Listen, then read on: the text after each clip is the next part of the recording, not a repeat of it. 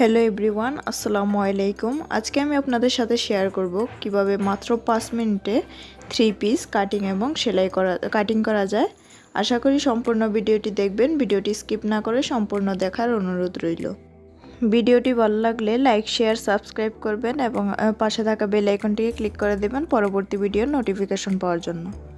তো এখানে আমি একটা 3 পিস নিয়েছি, 3 পিসের কামিজের সাইড নিয়েছি। তো প্রথমে আমি এখানে দেখুন কামিজের নিচে কিন্তু সবসময় হাতাটা থাকে, তো আমি হাতাটিকে প্রথমে কেটে নিয়েছি।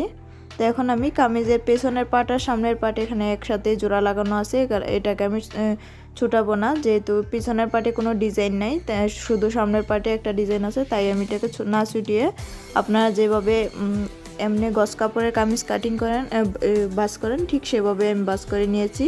কিন্তু এটা একটু আলাদা, এই জামাটা সামনের সাইডের যে ডিজাইনটা আছে এই ডিজাইনের ঠিক মিডল বরাবর আমি এটাকে কাটিং করে নিয়েছি, বাস করে তারপরে আমি বাঙ্গা দিয়ে নিয়েছি। এখানে আমার কামিজটির লম্বা ছিল 45 ইঞ্চি, যেটা হচ্ছে আমার বডির মেইন মাপ আর জামার মেইন মাপ লম্বায়। তাই আমি এখানে প্রথমে কামিজটিকে 12 ইঞ্চি পাশ দিয়ে, তো যতটুকু বডি থাকবে সেই অনুযায়ী আমি দাগ দিয়ে তারপরে আমি কাটিং করে নিব। কাটিং করার পরে যে সাইডের যে কাপড়গুলো থাকবে সেই কাপড় দিয়ে আমি বডির দিক দিয়ে জোড়া দিব, জোড়া দিয়ে তারপরে আমি কামিজটাকে সেলাই করব।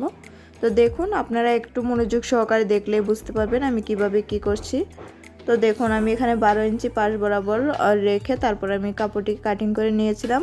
এখন যে সাইডের কাপড়টা আছে সেই কাপড়টাকে আমি কাঁধের দিক দিয়ে রেখে তারপরে আমি যে কাপড়টি, যে লম্বা যে কাপড়টি আছে 3 পিসের, সেই 3 পিসের কাপড়টির মাপ অনুযায়ী আমি কাপড়টিকে কেটে নিচ্ছি। তো এখানে কিন্তু কাপড়টি দুই পাশ করে 4 পার্ট করা আছে, পিছনের পার্ট এবং সামনের পার্টের জন্য। তো এখানে আমি যে কাপড়টির কাঁধের মাপ নিয়েছি, আমি এখন জামাই কাটিং করছি। তো এখানে মাপ নিয়েছি আমি 6.5 ইঞ্চি কাঁধের মাপ নিয়েছি এবং লম্বায় নিয়েছি আমি আরমোলের মাপ 6 ইঞ্চি। এখানে আমার বডির মেন মাপ হচ্ছে 10.5 ইঞ্চি, আমি সেলাইয়ের জন্য আরও 1.5 ইঞ্চি নিব। তো এখানে আমি 12 ইঞ্চি নিচ্ছি। এই তো এখানে 12 ইঞ্চিতে দাগ দিয়ে দিলাম। এখন আমি কাঁধ থেকে হিপের মাপ নিব, যেহেতু এটা লম্বা মানুষের, তাই এখানে আমি হিপের মাপ লম্বায় নিয়েছি আমি 22 ইঞ্চি। তো এখন আমি হিপের কোমরের মাপ নিচ্ছি, আমি এখানে কোমরের মেইন মাপ হচ্ছে 11 ইঞ্চি, আমি সেলাইয়ের জন্য আর 1 ইঞ্চি নিচ্ছি, এখানে 12 ইঞ্চিতে দাগ দিয়ে দিচ্ছি। এখন আমি আরমোলের সাইড থেকে যে কোমরের হিপের মাপটা আছে সেই মাপ অনুযায়ী আমি একটা দাগ দিয়ে নিয়েছিলাম, এটা আমি পেটের মাপ বাইর করার জন্য। তো ঠিক মিডল বরাবর আমি একটা দাগ দিয়ে মিডল বরাবর চিহ্ন দিয়ে এখানে 8.5 এসেছে, তো আমি 8.5 দাগ দিয়ে নিলাম। পেটের মাপ 8.5 ইঞ্চি। তো এখন পেটের মাপ নিচ্ছি, এখানে পেটের মেইন মাপ হচ্ছে 9.5 ইঞ্চি এবং আমি সেলাইয়ের জন্য আর 1 ইঞ্চি নিয়েছি, 1.5 ইঞ্চি নিয়েছি, এখানে 11 ইঞ্চি দাগ দিয়ে নিয়েছিলাম। এখন আমি বডি, কোমর এবং পেটের মাপ অনুযায়ী যে দাগগুলো দিয়েছিলাম সেই দাগ অনুযায়ী আমি এখন কাপড়টিকে দাগ দিয়ে নিচ্ছি। দাগ দেওয়া হয়ে গেছে। এখন আমি আরমোলের সাইডটা একটা রাউন্ড শেপ দিয়ে নিয়েছি। এখন আমি কাপড়টিকে কেটে নিচ্ছি। দেখুন, যেহেতু আমি এখানে জামার পুরো সাইডটিকে আমি মাপ অনুযায়ী 12 ইঞ্চি 12.5 ইঞ্চি করে দাগ দিয়ে নিয়েছিলাম, তাই এখানে আমি জামার নিচের যে গেরটা আছে সেই গেরটাকে আমি আর কেটে নিচ্ছি না। তো আমি এখানে কিন্তু জামার গেরের মাপ দিয়েছি আমি 12.5 ইঞ্চি এবং বডির সাইডে মাপ দিয়েছিলাম আমি 12 ইঞ্চি। আপনারা একটু মনোযোগ সহকারে দেখলেই বুঝতে পারবেন। এই তো আমার কাপড়টিকে কাটা হয়ে গেছে।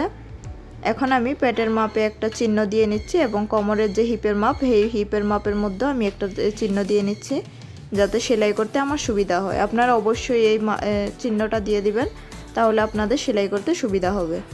তো এখন আমি জামার গলাটা কেটে নিচ্ছি। এখানে আমি জামার পিছনের গলাটা কেটে নিচ্ছি আর সামনের গলার ডিজাইন দিব যেহেতু, তাই আমি সামনের গলাটা আপনাদেরকে দেখাচ্ছি না। আমি আমার ডেসক্রিপশন বক্সে লিংক দিয়ে দেব আমি সামনের গলার ডিজাইনটা। তো এই তো দেখুন, আমার গলাটা কাটিং করা হয়ে গেছে। এখন আমি গলার পাশ থেকে 1.5 ইঞ্চি পরিমাণ কাপড় রেখে তারপরে আমি কেটে নিয়েছি। এখন আমি জামার হাতাটা কেটে নেব। তো জামার হাতাটা আমি প্রথমে আলাদা করে রেখেছিলাম, এখন জোড়া লাগানো ছিল, ঠিক মাঝখানে যে সাদা দাগটা ছিল সেই দাগ বরাবর আমি কেটে নিয়েছি। কেটে নিয়ে এখন আমি হাতার লম্বা নিয়েছি আমি 17.5 ইঞ্চি দেখুন, এবং হাতার পাশ আছে এখানে 8.5 ইঞ্চি।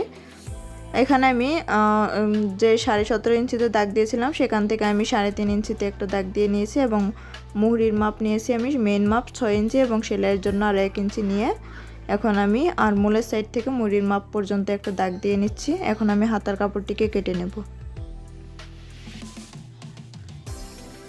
এই তো আমার হাতার কাপড়টিকে কাটা হয়ে গেছে, দেখুন ফাইনাল লুক। আর আশা করি ভিডিওটি আপনারা বুঝতে পেরেছেন। ভিডিওটি ভালো লাগলে লাইক কমেন্ট শেয়ার করবেন এবং আমার চ্যানেলটিকে সাবস্ক্রাইব করে পাশে থাকা বেল আইকনটিকে ক্লিক করে দেবেন পরবর্তী ভিডিওর নোটিফিকেশন পাওয়ার জন্য। আল্লাহ হাফেজ।